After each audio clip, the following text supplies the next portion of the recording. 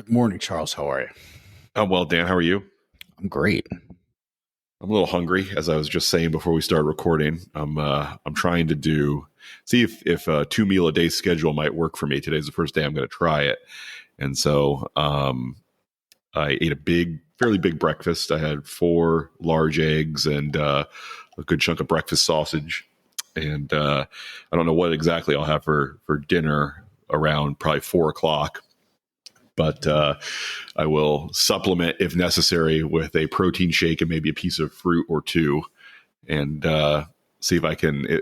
Just for convenience, 2 meals a day would be awesome if I can make it work. So I'm going to give it a shot and see if continuing the experimentation from tiny habits, see if I can make that work for me. Sounds good. So what were you doing before you attempted this? Just grazing on whatever food I could get access to. Okay, so it wasn't even like formal meals. It was just kind Correct. of just whatever is. Oof, yeah. I think this will be. On days that I was home, I would get some canned chicken or tuna and mix it up with some avocado mayo, and that was a quick lunch. But the days that I'm home at lunchtime just are getting farther and farther between, and so it's better if I've got some other kind of strategy to work with. Yeah, my thought here is if 2 meals might be a little bit of a too big of a leap if your body's used to eating every hour or two or something like that. So, what I would say is if you do have snacks and stuff like that, just trying to have a piece of protein with each snack, and maybe start there rather than trying to just kind of quit cold turkey almost and just do 2 meals. That might be it doesn't sound like it's that tough, but you're that's a pretty big shift from what your body's used to right now. So yeah, I'll see if rolling it out or keeping some. I do keep Epic bars in the car, and so I've got one with me right now. If I get in a pinch, I'm gonna see how long I can go without doing that, and just sticking to a piece of fruit, and because those Epic bars are pretty calorie dense. They're protein dense too, which is good, but they're also calorie dense. So I'm gonna see if I can make a protein shake and piece of fruit work for me. But if I can't, then I can grab an Epic bar without feeling like I've flown off the rails. Yeah. If you like eggs, hard-boiled eggs usually travel pretty well. And I'm a fan of the little wax Baby Bell cheeses. Those are good too. And I actually like them when they're out of the fridge. They're a little bit warmer. You can actually taste a little bit. You can actually taste some of the flavor.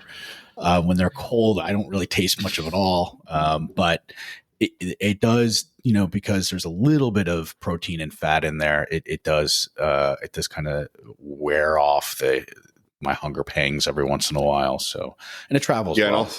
And also another thing we talked about was, just when I feel hungry, it could be that I'm just thirsty and that I need to, have a Perrier or a cup of black coffee or something like that, and see if, once I drink that, do I still feel hungry or not? Yeah. I definitely, I do fall in that category of people who mistake thirst for hunger sometimes, where it feels like my tummy's telling me I'm hungry, but I really just need some fluid. Yeah. We're, as humans, we have one hole for food and water, hopefully, and, and so it's very difficult. And our feelings for thirst and hunger are very difficult to distinguish between the two. And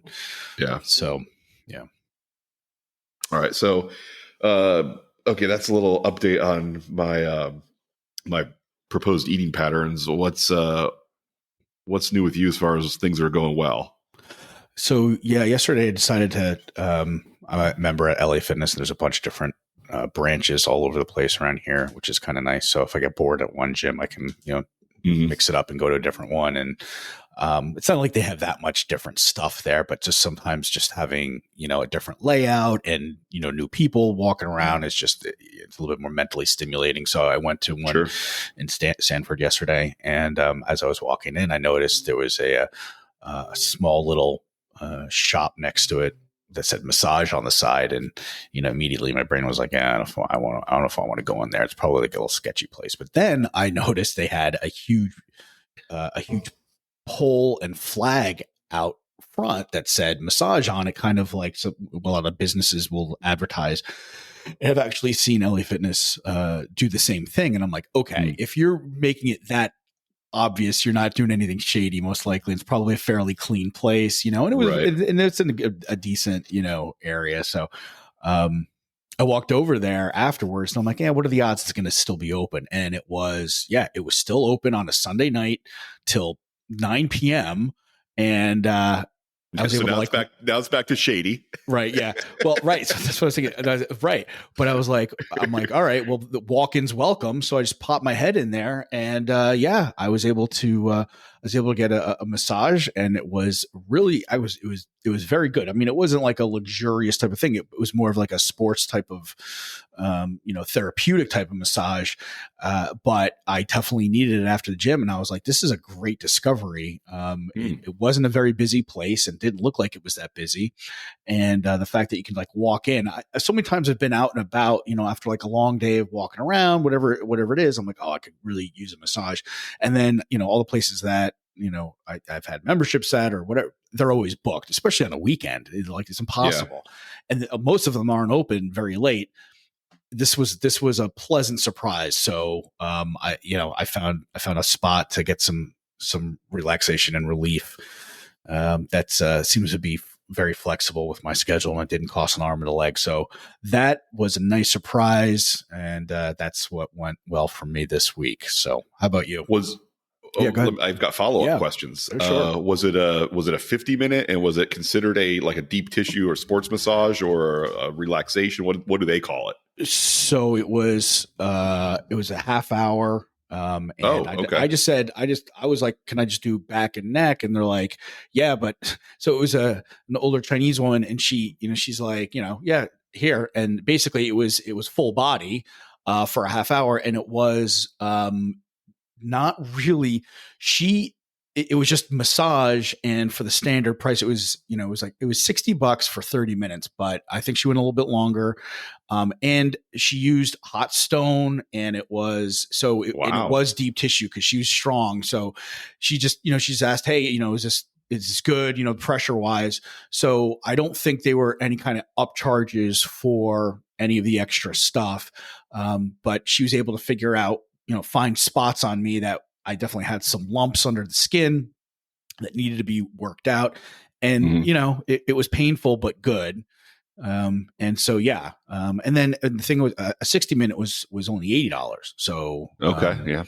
That's pretty standard without, going to like a hotel or something where they get crazy expensive. Yeah. Yeah. And she knew what she was doing for sure. So, nice. Congratulations. I'm definitely going back. Yeah. Yeah.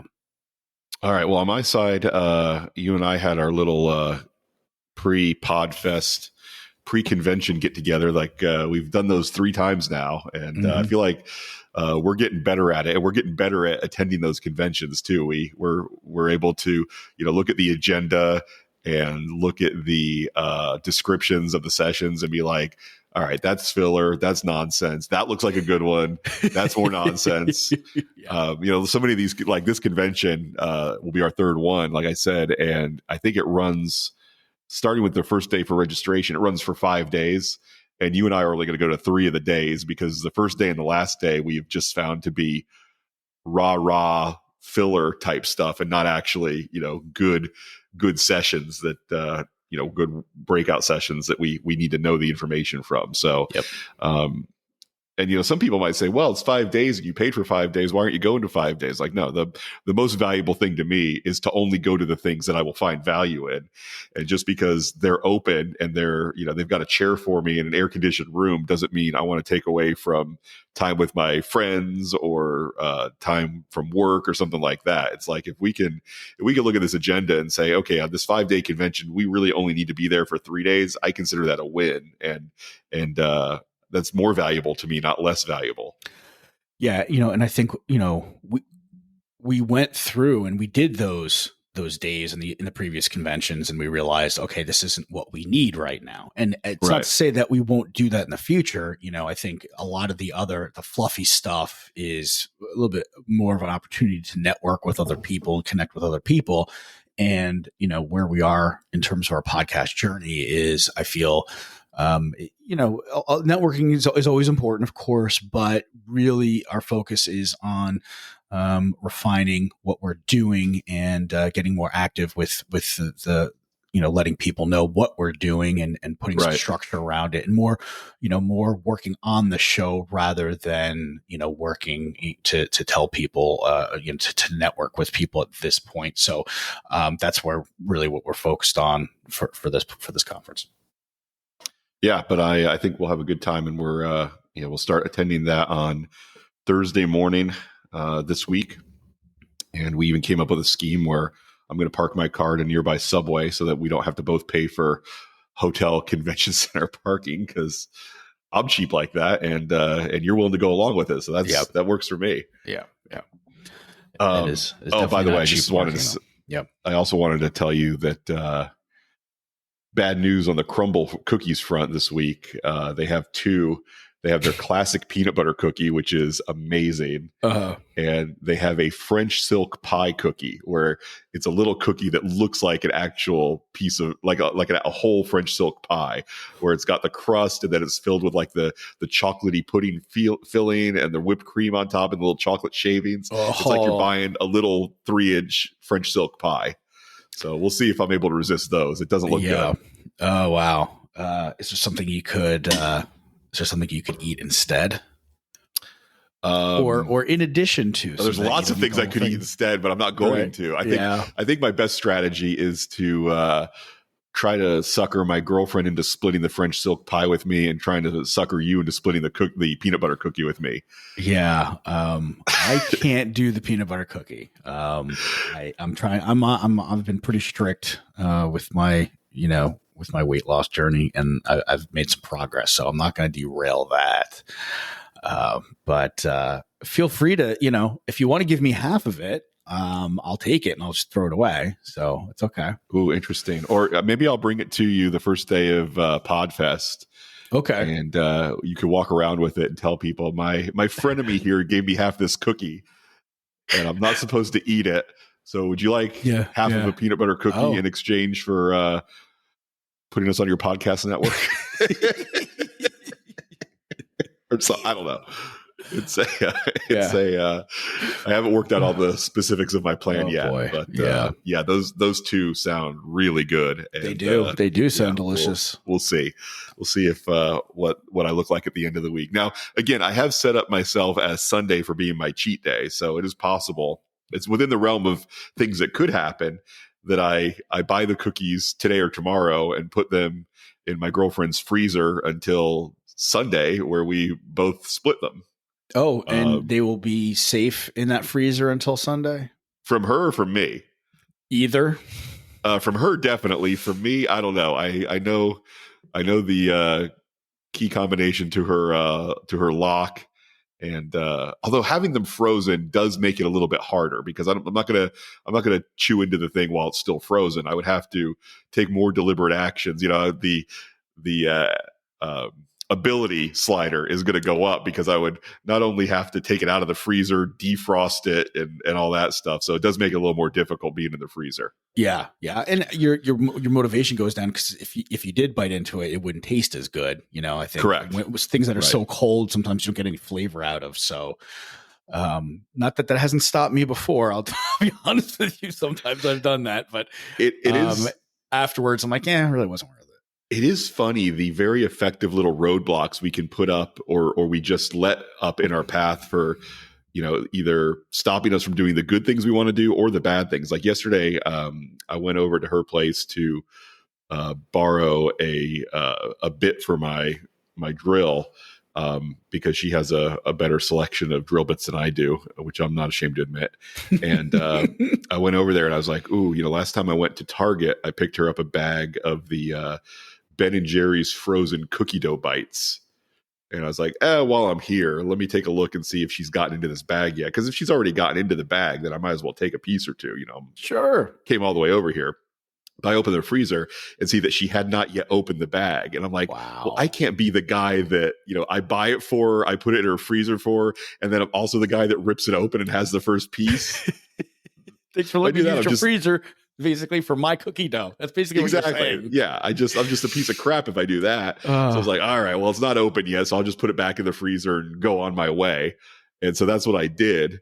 And then I asked her yesterday, we were getting ready to go on Guardians of the Galaxy at Epcot. I was like, yeah, have you gotten into that cookie dough yet? Oh my God, you're so funny. And she's like, no, not yet. I was like, yeah, I know. I looked and I was thinking what are you waiting for? I was thinking about getting a piece, but you hadn't opened it yet. So I didn't.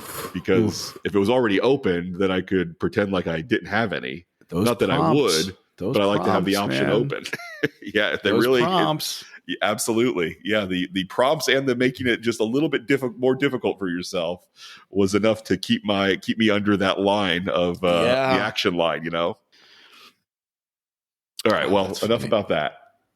Or maybe I'm just getting started. Maybe I should do another 45 minutes on that Ben and Jerry's cookie dough. Oh my gosh, man, it's so good. The two flavors that are amazing are the chocolate chip cookie and the sugar cookie dough with sprinkles. Oh, the sugar cookie dough may be even better. It's so good, but you can't get it at. I think only Targets in my area have the sugar cookie dough, and it's so good. Anyway, hey, let's talk about going bald. Yeah, is your hair thinning out at all yet? It might be thinning out a little bit, and I think my hairline might be receding a little bit at this point, a little bit. So I'm still not really concerned about it.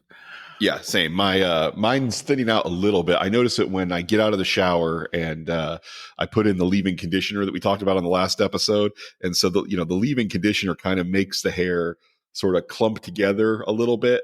Not clump, but it kind of like falls into lines. And so if I like put my head down and look down at it while it's wet and it has this stuff recently applied, it's like, oh yeah, that does look a little bit thinner than it's looked before. And definitely, I feel like this neck of the woods used to have hair where it's kind of working its way back a little bit. Yep. But upcoming baldness is not something that I spend much time thinking about at all. And hopefully by the end of this episode, guys that do spend time thinking about it will be able to spend a little bit less time because, just throwing it out there, where we're going with this, it's not as bad as you probably think that it is if you do go bald. And I think, there's real life episodes from popular culture in that where the three stars of the Fast and Furious movies, Vin Diesel, The Rock, and Jason Statham, are all bald men that are widely considered by all kinds of women to be very attractive men. Yep. Because, and in part because, their lack of hair on the top of their head is not the thing that defines them. They have other things going for them in that they're, Jason Statham has the British accent and the powerful physique and and he's a famous actor and he can kick the top off of a soda bottle. If you've seen that viral video, he does a spin kick and just hits the bottle cap and spins it right off the bottle without knocking the bottle over. That's insane. And The Rock obviously has what he's got going for him. Vin Diesel is not a bad looking guy. I would say, in my opinion, not as good looking as the other two. But he's got a nice deep voice, which apparently women like. And we'll be talking about that in an upcoming episode. So this idea that oh no, if I lose my hair, it's all over for me. It's like, no, that is just one of your features, and you can use that as a strength or a weakness depending on how you approach it. Like so many of these things about, that we can't change about ourselves, whether our hair's gray, whether we're going bald, whether we're tall or short, or so many, the color of our skin, our facial features. These are all things that we can, either use in our favor or we can worry about. And the answer when it comes to raising your attraction is how can I leverage this and use it in a way that makes me look as strong and as confident as I possibly can. So, all right. Baldness happens to men because of dihydrotestosterone. It reacts with your hair follicles and basically tells your hair follicles, okay, your job's done. You don't have anything to do anymore. I don't know much about dihydrotestosterone. Does that mean that if you're going bald, is that an indicator that you've got higher testosterone levels possibly than other men? Yeah, Or I think it okay, does. I think it does. A lot of my friends who went bald early on in life, like in their 20s and stuff like that, had other typical markers of having high testosterone. So they got facial hair growth very young. mm, They had a lot of body hair, all over the place. Whereas most kids that age and stuff did not have a beard or body hair or whatever. And I think, it was just a lot of extra testosterone at that time. And when you have that extra testosterone, your body will convert that, if it has the proper enzymes and stuff to DHT. okay.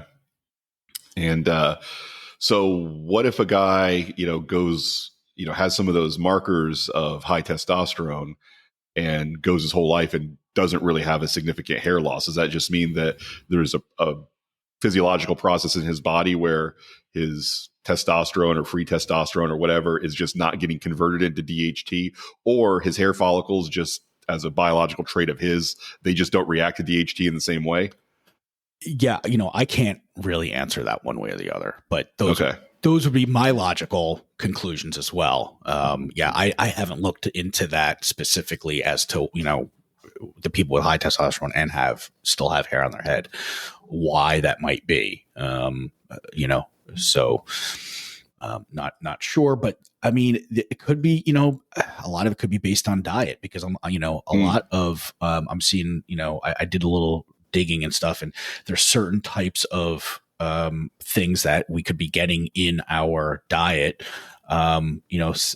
Basically different types of vegetable oils, like so pumpkin seed oil is showing that it actually blocks the conversion to DHT.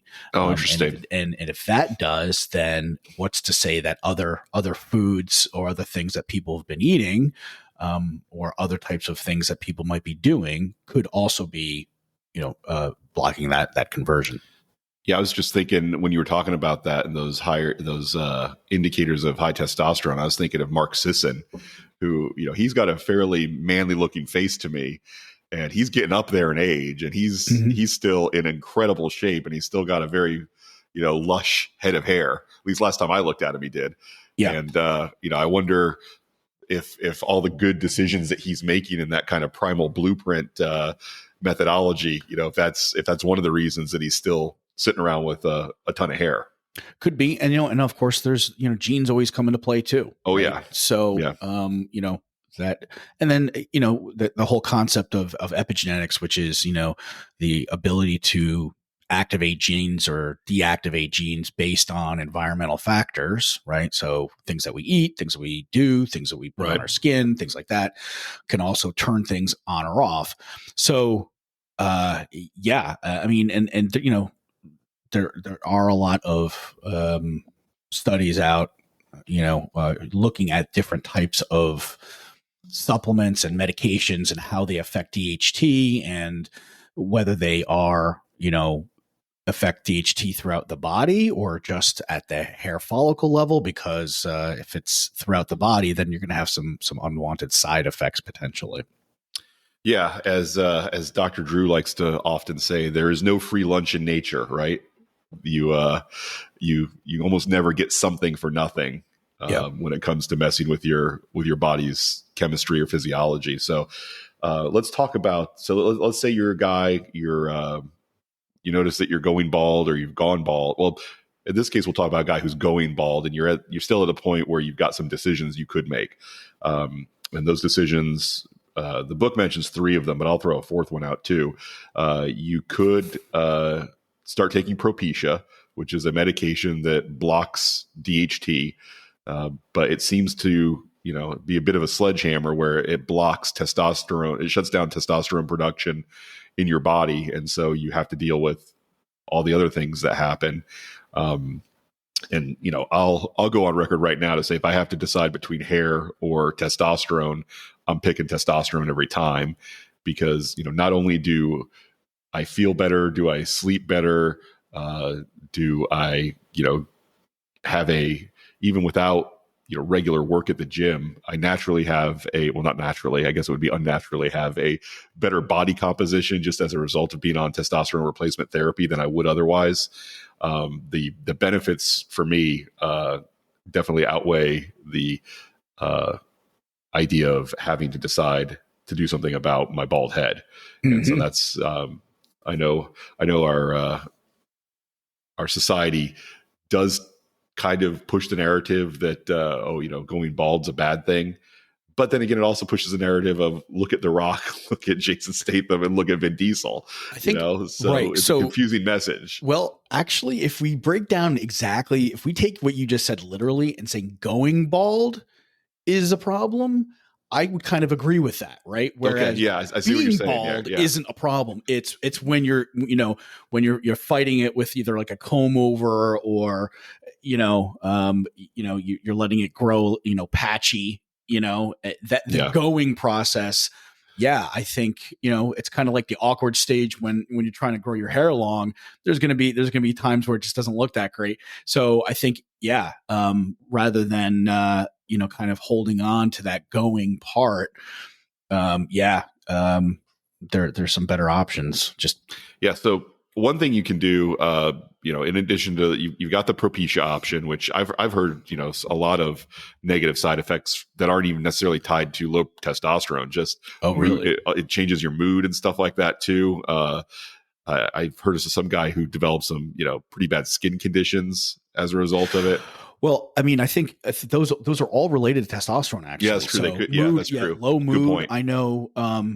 That's one of the things they told my dad because he's on basically to prevent prostate cancer from growing. One of the methods they use is to kill all your testosterone, and even though there are some studies out that show that you can do it without actually destroy. You can block your the prostate cancer from growing without it. Anyway, but yeah, low mood, and also, skin issues for sure. Anytime my testosterone levels have fluctuated or my hormone levels have fluctuated, and same thing, you look at like teenagers and stuff like that, they're breaking out all the time because the hormones are all over the place. And it's not necessarily if they're increasing, it could be just fluctuating, increasing or decreasing that causes that imbalance that could cause skin issues. Yeah, I've noticed it a little bit when I'm if I'm on TRT and I also get back in the gym religiously and start doing the deadlifts and the squats and stuff like that, then I'll get some skin issues too, because when you're doing exercises that are telling your body, hey, we need more testosterone, your body's like, no, I think we have plenty, and no, we need more. And then as a result, you'll notice your skin get a little oily and stuff like that. Okay, so Propecia is an option. Hair transplants are another option, but hair transplants they don't always go great. Sometimes they don't work out, as they're expensive, and sometimes they don't work out the way that you'd like them to. Two cases of where they seem to have gone really well are Steve Carell from The Office and Elon Musk. Those guys definitely used to have thinner hair than they do now. And so in their cases, now I guess it's possible that, their hair transplants could have gone bad and now they're wearing really great toupees. And maybe we wouldn't know. Right. So that's another option is invest in a hairpiece or some sort of, solution like that. But I would almost put that in the category of a comb over or some sort of styling where you're attempting to minimize the fact that your hair is leaving you, where it could often end up looking way worse than good. I know Ted Danson, Burt Reynolds, Sean Connery, William Shatner all sported toupees at some point, and they had access to probably the best toupee makers on the planet. And in some of their cases, particularly in the case of William Shatner, it was pretty clear, like, okay, something's going on up there. So, I think for most men, the best option is probably to go crop what you've got really short or shave it off entirely. There are some cases where the ring looks good on guys. I mean, I'm thinking of Patrick Stewart in particular. He sported from Star Trek: The Next Generation started in '87. And I believe Patrick Stewart was around our age as we currently are when Star Trek: The Next Generation started. And he was completely bald up top, but he had a very short cropped ring of hair around the outside. And I think that can look good. And now he's completely bald, and he's an older guy, but he's still a pretty good looking guy.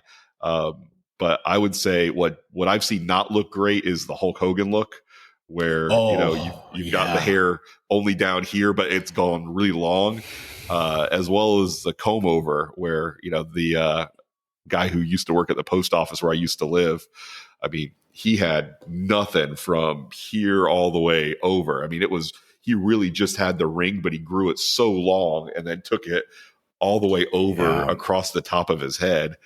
And I mean, I'm sure I don't know. He could have been a great guy. He could have been a fun guy to hang out with, but it just gives the appearance. Even with hair like that? I don't think so. That's the thing. It gives the appearance. I wouldn't want to hang out with him. The message I got when I looked at this guy, and again, I don't know anything about him, but this is a guy who is attempting to deny reality either to himself or to everyone else or to both. Okay. It's like, we know what's going on there. I mean, even John McCain sported a comb over. It's like, this is a guy who survived, being a prisoner of war in Vietnam for multiple years, but he's worried about looking completely bald, so he's sporting a comb over. Like, that just doesn't add up to me. I mean, and you can't be an expert at everything, I suppose. I mean, life balances out, right? I mean, either you're good, and part of you're tough prisoner of war, but maybe you don't understand style and fashion. It's right. It's part of it is when you get to a certain level of wealth and power, you surround yourself with people who aren't going to tell you, "Hey, President Trump, your hair looks ridiculous." Right. Well, you look at McCain and Trump. Do these people look like they accept any type of constructive criticism from anybody ever? These are not guys that ever admit they have done something wrong. I feel like most politicians in general at that level, but especially those two. Yeah, they do. Yeah, they both do strike me as. Hey, let me take you aside here for a second as your friend. I think I want to tell you that you may want to consider something else about your hair, because nobody will tell you, but it looks like crap. You're fired. That would be the last conversation you had with either of those guys, I believe. Probably. Yeah. So I would say, of your options, Propecia, hair transplant, toupee / comb over, or shaving it off, or at least shaving so the area that you still have, make very short, and then shave the top. That's what I would do in that position. Another option here is, and they didn't talk about it in the book, is minoxidil, and they make some hair shampoos that basically help preserve the some shampoos that will help preserve the your hair follicles, like minoxidil, and there's some other ones out there. Again, it's it doesn't work with everybody. It's not a an overnight miracle solution, and it doesn't necessarily block all of DHT, and it still could be messing with your testosterone levels as well. And I don't know if we went into detail, but basically, the Propecia and some of these medications, the issue is that they don't actually get rid of DHT. What they do is they stop your body from producing THT by stopping your body from producing testosterone. So that's right. That's the biggest issue there, and that's a no-go. For most men. A male body without testosterone doesn't function the way that it did when it had testosterone. It changes quite a bit, and we see falling testosterone levels across the board for men, and many of us just don't have that much extra. If we shut down our body's production of it, we're going to start functioning like a body without testosterone. And that's not great in a lot of ways. I mean, that's what gives us all the male characteristics. So people, women who transition to men they take testosterone supplementation, and men who basically transition to women take stuff to kill their testosterone. So yeah, if you like the male characteristics, then you want to make sure that have good testosterone levels. Go to a doctor, get that checked out. Now we've talked about this ad nauseum on this podcast and stuff, but yeah, it really, on a day-to-day basis, energy levels, clarity, not just the physical side of things. All of those things will be improved, and when you improve those things, then your good feelings improve, your self-confidence improves, and then you feel better, you present better in the world, and I think the world's a better place for it because you're putting your best self out there. Yeah, and I wanted to just offer another message, and this is something I think I've said before, and we'll probably say again on this podcast. When it comes to your height, your hair status, the color of your hair, the color of your eyes, the color of your skin, any of these things that are a result of nothing you've probably done. Just, we all roll the genetic dice when the sperm meets the egg and we get what we get. It doesn't make a lot of sense to me to take a lot of pride in those things that we got just as a matter of luck. And it also doesn't make sense to experience shame with those things that are a matter of luck. So the fact that I don't have a sense of pride over the fact that I still have most of my hair and it's all mostly still dark brown. Just like I don't take pride over how tall or short I am, depending on your perspective, or this beautiful white pasty pink complexion of mine. It just is what it is because that's what I got. And so I don't think it just seems unreasonable to me to be super proud about those things or to take shame in those things because it's beyond my control for the most part.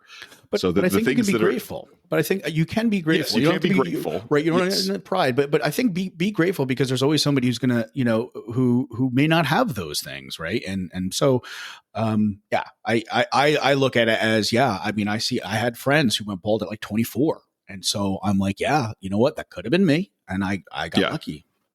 Yes, you did get lucky, and your life might be marginally easier because you didn't have that problem. That is something to have gratitude over for sure. Yep. But again, the pride shame scale, I don't think that it should play a role in that where I'm proud that I have all my hair or I'm ashamed that I don't have my hair. It's like, it's not, you didn't do anything to deserve either of those conditions. So don't feel pride or shame, just feel gratitude either way. And that's key, right? I mean, that's the key to a happy life is to feel gratitude regardless of circumstances that are beyond your control. Yeah. And I mean, I also want to throw out there that, I'm also saying don't, wear these, rose colored glasses where, you don't ever feel bad about it. Like we're not saying deny your feelings, you know what? I mean, all right, so, you're going a little gray or bald earlier than you wanted to, all right, feel those feelings, and what I've, kind of learned over time is it's okay to if you feel bad about it, that's fine, but don't let that drag you down and basically, kind of have this negative filter that you put on the rest of your life and you're holding on to these bad feelings, of something that really you can't do much about, but that's the thing is, there are some things you could be doing and look for those and just by taking action, right, that relieves anxiety. Dr. Julie Brown, I think that was not Julie Brown.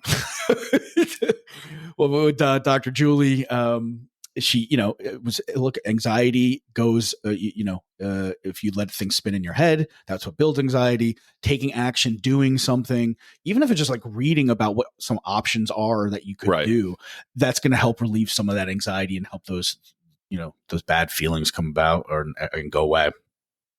Yeah. And again, you are entitled to feel good or feel bad or feel whatever you're feeling. We're not trying to tell you to change those feelings. But you should also, be careful not to objectively feel like my life is over or the deck is stacked so high against me now because I'm bald or gray or whatever, that I can't possibly overcome this. The evidence and the surveys and the science basically says no, neither of these things are going to, as far as your hair is concerned, are going to work against you so hard that you can't find love, you can't find romance, you can't find a partner. It just doesn't work that way. Yeah. This book, right? So the chapter on, one thing here about going bald or going gray, right, is maybe 3 or 4 pages between those two chapters, something like that. This is a 276-page book about different ways that, you can become attractive and do things. So by all means, there's, that is just one dimension of who you are and how you can attract other people. So yeah.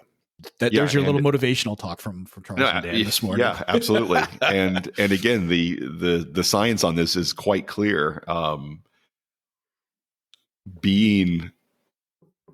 Having gray hair is not a deal breaker for almost any women. It sounds like it's like reading some of the stuff. Yes. It's actually an enhancement, right, for your attractiveness, as well as, I think the study was, women said that the bald men on some of these studies actually were more attractive than the men with full heads of hair.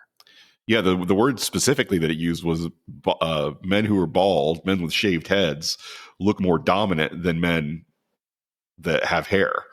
And so, there's definitely a way that you can use what you perceive might be a weakness as a strength if you're willing to do that. And again, your bald head or your gray head is not your problem that is keeping you from being attractive. You're obsessing over it and thinking that it's your problem is what is going to turn into your problem. Right. And it's hard not to do that when you feel like, oh no, this thing is, I've got to deal with this horrible, huge obstacle in my life, and there's nothing I can do about it. That getting stuck in that spiral is what will make you unattractive. And just being able to say, yeah, this is the hand I was dealt, and I'm going to turn it into a winner. That's the attitude that will lead you to be more attractive. And it's also another case for finding the right circle of friends, or a therapist or a coach to give you an additional perspective, right? To kind of just say, all right, listen, and say, okay, I hear where you're coming from on your thoughts about going gray or going bald, but have you ever thought about this? As long as you're open to, to other ideas and willing to share some of your feelings of, insecurity about those things, asking for help sometimes is a shortcut to getting over it and through it. Yeah, no, I agree. Having those people in your life is essential. And if you've got, a friend group that you have not a single one of them that you can share your insecurities or your anxieties with, then you need to get some additional, if not swap out those friends for better ones, And you could just write to Charles at mindfullymasculine.com and he will be happy to be your friend. Yes, and I will be the kind of friend that Donald Trump and John McCain do not have, where if you're doing something with your look that is silly and is and people are snickering about behind your back, I'll be the one to tell you so. Yeah. Yep. And then we might not be friends anymore. I don't know. We'll see. But that's a risk I'm willing to take. But he'll do it in a way where it's where it's kind but effective at the same time. He's very he's quite the wordsmith. So that's my advocacy for Charles. Yeah, I would definitely attack it from a position of, hey, Dan, are those cargo shorts working for you? Do you think that you've already reached the pinnacle of style and nothing ever needs to change? And then if your answer is yes, I'll just say, okay, and we'll leave it there. But if your answer is, my ex-girlfriend used to give me a real hard time about those cargo shorts. Maybe I do need to think about some other options. And then I'll say, Dan, get in the car. We're going to the mall. Yeah. Yeah. I mean, the chapter he talks about on style and clothing, which I definitely, I'm sure you'll have quite a bit to talk about, but yes. One of the things was, if you're trying to stand out from the crowd, then, why are you going to wear what the crowd is wearing? Right. But there are good things to wear, and then there are not so good things to wear. And we'll go into details about what that means. Yeah, I'm looking forward more to that chapter than almost anything else. So I look forward to getting into that one with you. And, Yep. and we'll be going off the book quite a bit because I mean, there's a lot of good stuff about dressing and style in this book, but there's also a lot of things that I've picked up that I feel passionately about that, we'll be able to get into. So we'll probably spend a couple episodes on that. And, it's still my goal to get, our friends Kurt and Richard involved in that recording too, because I think that'd be a lot of fun. Absolutely. Okay, so I think that covers we covered a chapter on baldness, and we'll go into facial hair in the next chapter. But I've got the second part of my app recommendations for cheap travel, which I've been talking about for a couple episodes now. All right. I use an app called Hostel World. It's HOSTEL, not HOSTILE. Although that could be an interesting app as well. Absolutely. Yeah, so I use Hostel World because when I travel alone, look, when I travel with a partner, I want to get a good deal on a nice place that is romantic and private and makes us feel like we're doing something special. When I travel alone, the name of the game is avoid bed bugs and be as cheap as possible, in service to rule number one, avoid bed bugs. So if I can go someplace that's clean and dirt cheap, I don't care that I have to share a bathroom with a bunch of guys or even share a dorm style room with a bunch of guys. Last time I went to New York, I stayed for, was that 4 nights or 3 nights? I think it was 4 nights. And I think my total bill was $180 for 4 nights. Wow. And I was Upper West Side of Manhattan. So there's no way I could have gotten a hotel room for 1 night in that same geographic area. So what it cost me. So how much did that bench in Central Park cost you each night? The place I stay is very nice. What did that break down to? And no, I think isn't New York one of those towns where they put the dividers on the benches now, so they're fine for sitting on, but you can't lay on them anymore. Oh, I know Orlando. Know that. Orlando definitely does that. Yeah, they put dividers on their benches. You know what? I did not know that was for. I've seen them in a few places. I never knew that was to stop people from sitting on benches. It's not about people really really appreciate armrests. That's not what that's about. What that's about is we're going to put these armrests here every 2.5 feet so that you can't lay down. Wow. Yeah. So that's I stay at a place. It's Hostels International, New York City, and it generally runs between 40 and maybe even upper 30s and upper 40s a night. And I stayed in a room with 4 other guys, and it's not as comfortable. You can't just walk around naked all the time and just come out of the shower without a towel on or anything like that. Well, we talked about being vulnerable here, man. I think you should. This is a good practice of getting uncomfortable, getting out of your comfort zone. Yeah, you don't get in touch with your vulnerability by making other people feel uncomfortable for you. That's not the way that we endorse that. You got to get everybody out of their comfort zone at once. I think that's whether the key. They want it or not. Yeah, no. The app I use is Hostel World. You just type in the place that you're going, and then I generally look just same as Amazon. I look for things that have a lot of reviews and a lot of mostly positive reviews. And when you find a place that, gets, a 9.5 out of 10, then you can feel pretty good that when you stay there, you're going to have a good experience. And That's so that is the app I use because, again, when I'm traveling alone, it's not that I don't feel entitled to stay somewhere nice. I just don't want to spend the money. I'd rather have 2 or 3 or 4 trips to different cities for the same price as it would take me to, go to one and have a room to myself. So your math may be different than mine, but when I'm setting up these trips, that's the way I look at it. And I've stayed at great hostels in Denver, Chicago, New York, Boston, DC, and I've not yet had an experience. Even stayed in one even down in Puerto Rico, which was kind of the in San Juan, that was the most rugged of the ones I've been to, but it was still fine. I mean, it was still clean and safe, and I didn't have an issue with anything. So nice. I use Hostel World to find those places. Yeah, that's great. And I know, I think you also said for doing a little bit of work, you rented an office fairly inexpensively.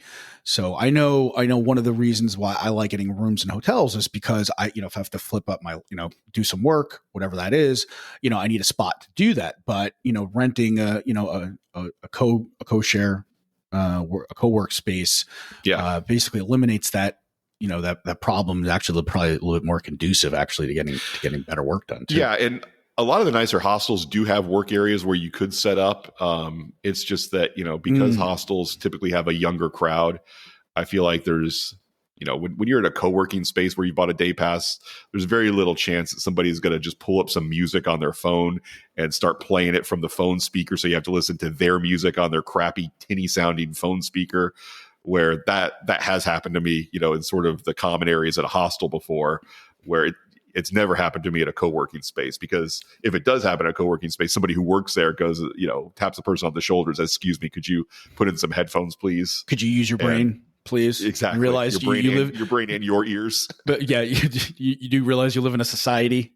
Yeah. Yeah. That drives me crazy. That's one of the things that, whenever my girlfriend or planes are terrible, but even, just the hotel pool or going to the beach and somebody, is playing their music for everyone else, whether anyone wants it or not. It's like, have some social awareness. And if you're listening to us and you do that, knock it off. Yeah. Okay.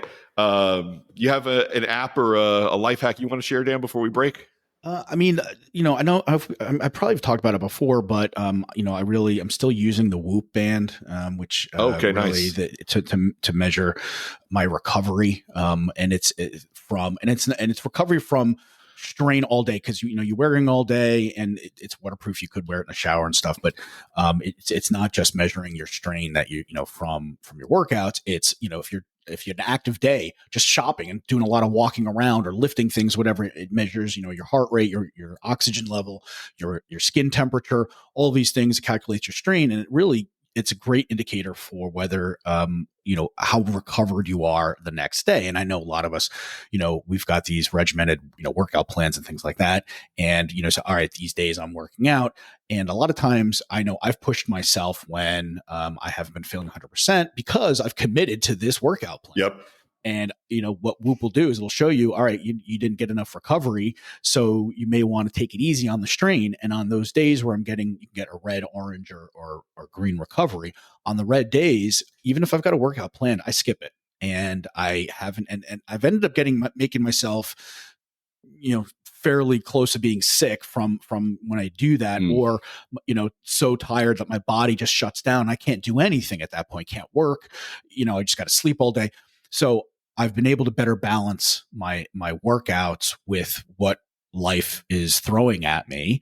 And it's, unfortunately I'm not a professional athlete or a Hollywood actor where all I have to do all day is either work out and eat right before a shoot or a match. But a lot of us function that way. Sometimes we just try to squeeze too much into our lives. So I really recommend Whoop for the easy way it is to figure out like recovery. You can get similar stuff from like Apple Watch and these other, Fitbit and stuff like that, but it's just not the same. It's not as clear. And then at the end of each week and at the end of each month, you get to see all the other things that you've done, as provided you fill out this, a survey of what you did during that day, what did you get massage therapy? Did you spend time outside? Did you, what kind of diet did you have? For women, where you're having your menstrual cycle, things like that. So, all of those things, it will show you how it affects your sleep, how it affects your recovery, and whether it enhances how well you recover or takes away from how well you recover. And it's very interesting to see things such as like, if you're sleeping in a room with an animal, that's one of the questions, and how that affects your sleep, or whether you're sleeping in the same bed. So if you're traveling, things like that, how much your bed or not sleeping at home actually affects you. And then you can take action on those things and actually help your recovery and overall your health, I believe, as well. So it's a little expensive, but it comes out to like $25 or $30 a month, or you can, buy a year in advance. But if it really does help optimize your health, even if you're not a professional athlete. Cool. Yeah, I had it for a while. I'm not using it right now. I had your old band you gifted to me, and I appreciate that. And I'm keeping it around because I know at some point when I've got some kind of a goal, like, it's going to be time to hike another mountain at some point here. And I'm going to need to get training and get in shape for that. And, that for me, getting ready to do a mountainous hike that's of the, advanced level requires me to hit the squat rack and cardio and get those things going.